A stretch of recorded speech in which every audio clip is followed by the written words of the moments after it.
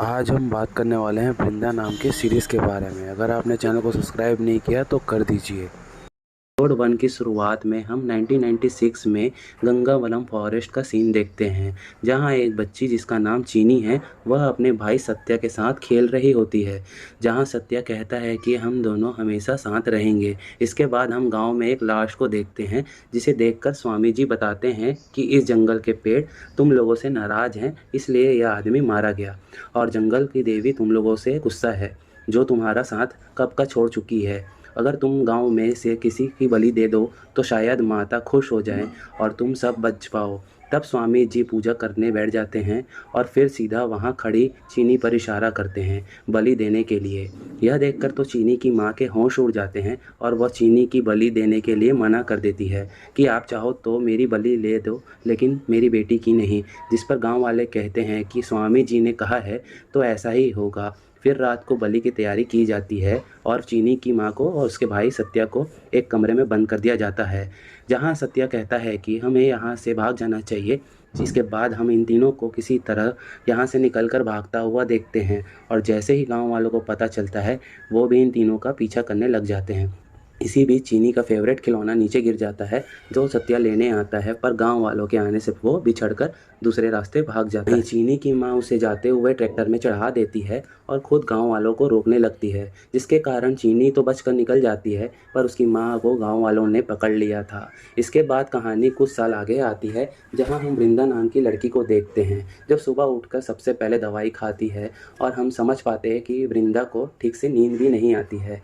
वो ज़्यादातर समय स्ट्रेस में ही रहती है। फिर हम वृंदा की फैमिली को देखते हैं, जिसमें उसकी माँ और एक छोटी बहन थी। और जब वृंदा यहाँ नाश्ता करने आती है तो पता चलता है कि वृंदा की छोटी बहन उससे नफरत करती है, जो उठकर अपने स्कूल निकल जाती है। वहाँ वृंदा अपनी छोटी बहन नैना को बाहर लड़कों के साथ बाहर जाता हुआ देखती है और बाइक का नंबर नोट कर लेती है। इसके बाद हम पुलिस स्टेशन का सीन देखते हैं, जहाँ सारथी नाम के एसआई के पास एक आदमी अपनी पुरानी मारुति के बारे में पूछ रहा था कि वह कब से गायब है, मिली क्यों नहीं अभी तक। पर सारथी उसकी बातों पर ज़्यादा ध्यान नहीं देता। फिर वहीं पर वृंदा आती है, जो असल में एसआई है और वो अभी 2 महीने पहले ही ज्वाइन हुई है। तब ये लोग वृंदा के बारे में बात करने लगते हैं कि ये लड़की काफ़ी अजीब है, जो अपने आप में ही खोई रहती है और ना ही किसी से बात करती है। अब थाने आते ही वृंदा सबसे पहले उसकी बहन किस बाइक पर गई थी उसकी जांच करती है और फिर वो अपने काम में व्यस्त हो जाती है। तभी वहाँ थाने का इंचार्ज आता है और सारथी उससे बात करने चल देता है।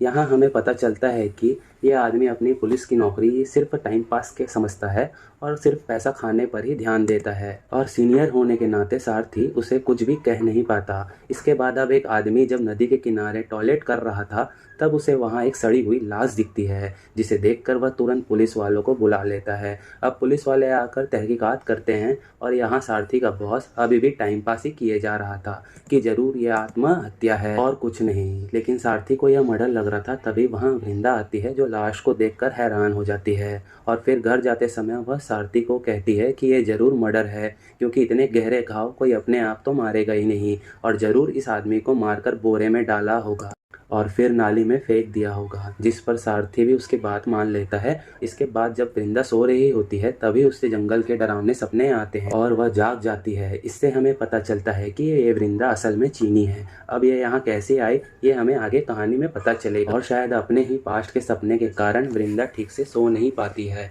खैर, अगले दिन सारथी के बॉस को पोस्टमार्टम वाला डॉक्टर बताता है कि इसका मर्डर हुआ था। पहले सर पर रॉड मारी गई और फिर बॉडी में एक ही जगह पर 16 बार चाकू मारा गया है, यानी इस आदमी को बहुत ज़्यादा तड़पाया गया होगा। फिर इस आदमी के मरने के बाद लाश को बोरे में भरकर नदी में फेंक दिया गया, जो बहकर किनारे आ गई होगी। साथ ही डॉक्टर बताते हैं कि बॉडी पर ये 2 घाव भी बहुत अजीब से हैं, जो किस चीज़ के हैं ये पता नहीं चल पा रहा है। तब सारथी वो फाइल लेकर आ जाता है और फिर 35 साल के गायब हुए लोगों के फाइल में से विक्टिम को ढूंढने लगता है ताकि कोई सुराग मिल जाए। फिर सारथी अपने साथ वृंदा को भी शामिल कर लेता है उस आदमी के बारे में पता करने के लिए।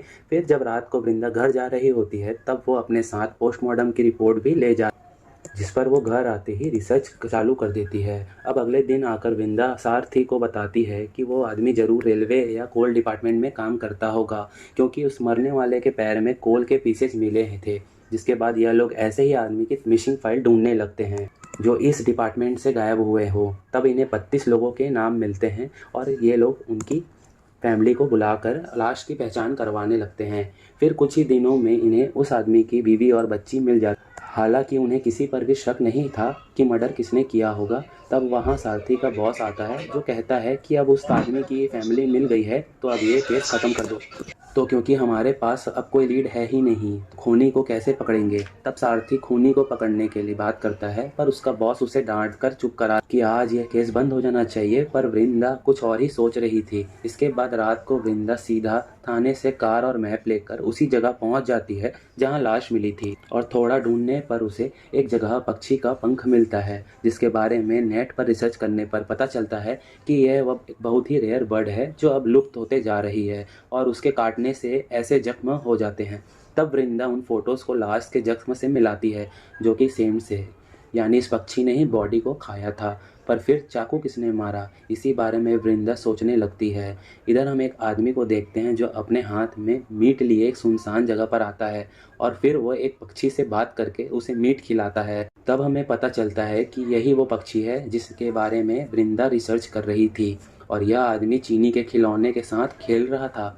यानी ये चीनी का भाई सत्या है जो शायद ये मर्डर किए जा रहा है। इसी के साथ एपिसोड 1 ख़त्म होता है। एपिसोड 2 की शुरुआत में पास्ट का सीन दिखाते हैं जहां चीनी की मां को गांव वालों ने पकड़ लिया था।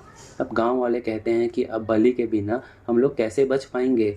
तब एक आदमी कहता है कि आप चाहो तो मेरी बेटी की बलि दे दो, बस गांव को बचा लो। जिसके बाद स्वामी जी उस लड़की को बलि के नाम पर जिंदा जला देते हैं और फिर चीनी की मां को भी सबक सिखाने के लिए जान से मार दिया जाता है। यह सब होने के बाद स्वामी जी कहते हैं कि अब माता जंगल में लौट आएगी और सब अपनी अपनी झोपड़ी में चले जाते हैं। तब वहां पर सत्या वापस आता है क्योंकि वो तो रास्ता ही भटक गया था और अपनी माँ को ऐसे देखकर वो खूब रोता है। फिर सत्या वहां से मशाल उठाकर सबकी झोपड़ियों में ही आग लगा देता है, जिससे शायद वहां रह रहे सारे लोग मारे जाते हैं। और फिर यहीं से सत्या ने भगवान को पूजना भी छोड़ दिया था। अब हम प्रेजेंट में सारथी और उसकी पत्नी लेखा को देखते हैं, जहां लेखा की मां फ़ोन पर उसे बच्चे करने के उपाय बता रही थी, क्योंकि उनकी शादी को 10 साल हो गए थे पर बच्चे हो नहीं रहे थे। फिर सारथी यहाँ से खाना लेकर चला जाता है और उसकी बातों से पता चलता है कि वो भी बच्चे ना होने से परेशान है। अब जब सारथी थाने आता है तो उसे वृंदा बताती है कि मैं क्राइम स्पॉट पर जाँच करने गई थी और तो वहाँ इस पक्षी का पंख मिला है जो कि कटाई नाम का खतरनाक पक्षी है, और वो सारथी को कटाइयों के खाए हुए लोगों के निशान भी दिखाती है जो लाश के निशान से मैच कर रहा था।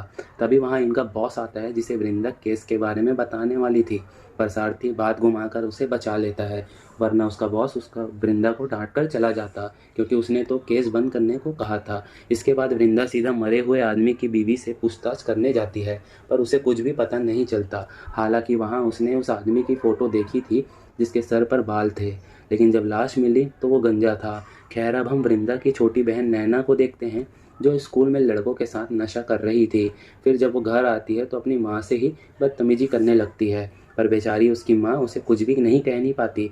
इधर हम सत्या को देखते हैं जो बिरयानी खाने के लिए लेता है और उसमें से कुछ पीसे उठाकर रख लेता है, जो बात दुकान वाला भी नोटिस करता है कि ये आदमी अजीब है। खैर, अब सत्यम हाई बस के कंडक्टर पर नज़र रखने लगता है जैसे ही वही अगला शिकार हो। फिर यहाँ वृंदा को दिखा आज भी रात को नींद नहीं आ रही थी और उसके दिमाग में बचपन का सपना ही घूम रहा। बाकी की कहानी जानने के लिए दोस्तों हमारे साथ जुड़े रहे और कम से कम 2000 कमेंट करें तो हम सेकंड पार्ट इसका रिलीज़ करेंगे। बाकी चैनल को लाइक और सब्सक्राइब कर दीजिए दोस्तों।